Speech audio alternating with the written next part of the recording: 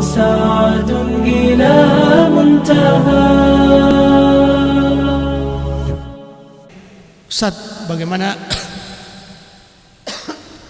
bagaimana menyampaikan masalah keislaman ini kepada orang tua yang memang Gorontalo keras?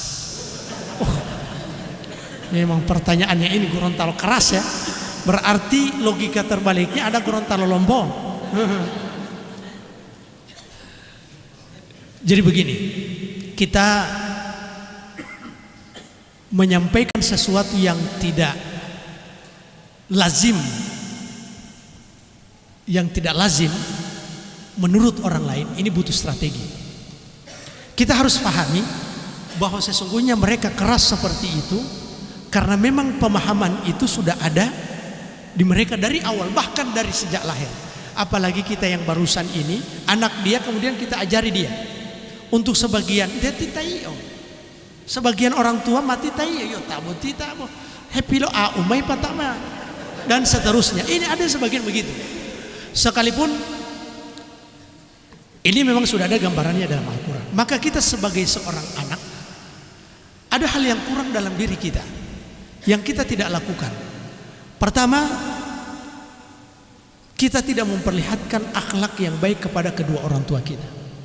Hal terpenting yang seharusnya jauh-jauh sebelum kita berdakwah secara lisan kepada kedua orang tua adalah berdakwah dengan akhlak.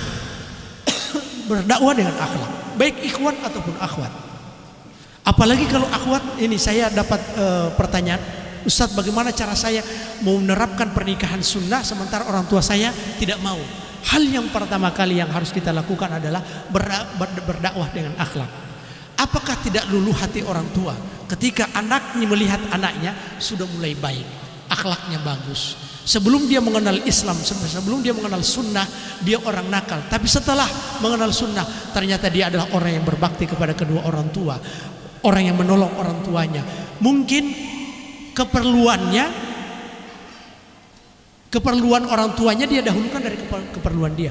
Sebagai orang tua pasti luluh hatinya. Tapi ternyata ini tidak kita lakukan. Kita langsung berhadapan dengan orang tua, buka dalil. Kita mau berdebat dengan orang tua kita, buka dalil dan seterusnya. Jangan. Sebab kita ini orang tua, dan kita ini sudah mulai merasakan bahwa ternyata kita orang tua. Ada egoisme yang muncul ketika berhadapan dengan anak. Kadang orang tua lebih mendengar orang lain daripada mendengar kita, sekalipun orang lain itu tidak berilmu dan kita berilmu. Dan memang begitu tabiat manusia. Itu yang harus kita sadari. Untuk menghilangkan dan menggeser kebiasaan butuh kebiasaan juga.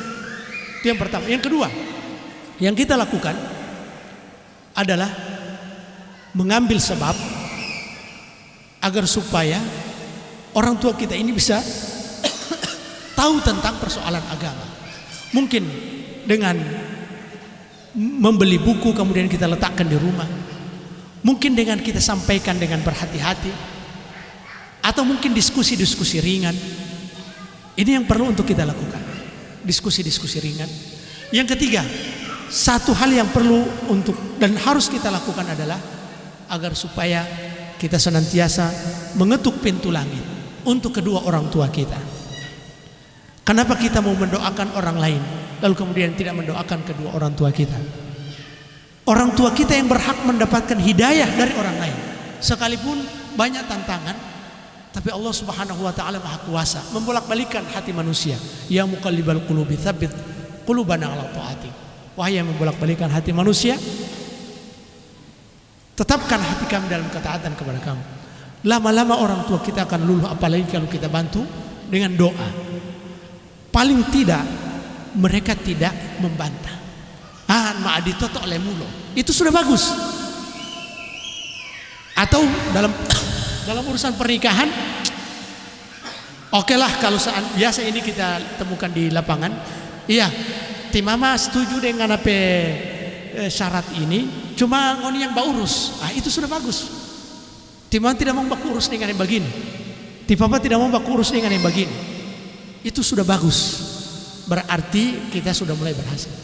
Jemaah sekalian yang dirahmati Allah Subhanahu wa taala, untuk orang tua itu Sekali lagi, jangan kita tampil seperti seorang ustadz dan dosen di hadapan orang tua kita. Jangan. Kita wahfid lahuma janaha dhulli minar rahmah. Dalam Al-Quran, sayap kehinaan. Jadi hinalah di hadapan orang tua. Sekalipun kita ini siapa, sudah besar, sudah banyak duit, sudah terkenal, tapi dengan orang tua kita harus hormati. Kita harus hormati, dan itu subhanallah bukti keadilan Allah Subhanahu wa taala. Allah Subhanahu wa taala memerintahkan kita untuk beribadah kepada Dia. Wa qada rabbuka alla ta'budu illa iyyahu. Dan Allah telah menetapkan agar supaya engkau beribadah, tidak beribadah kecuali kepada Dia. Datang perintah selanjutnya, wabil walidaini ihsan, dan berbuat baiklah kepada kedua orang tua. Bahkan dalam ayat yang lain surat Luqman, wa in jahadaka ala an tusyrika bima laysa laka bihi ilmun fala tuti'huma. Kalau seandainya mereka berdua memaksa kamu untuk berbuat sesuatu yang tidak ada ilmu, berbuat kesyirikan, fala tuti'huma. Jangan kalian ikuti kedua orang tua. Tapi dengan catatan wasahibahuma fid dunya ma'rufa, dan pergaulah mereka di dunia dalam keadaan ma'ruf. Wallahu ta'ala a'lam. ويبلغ سعد إلى منتهى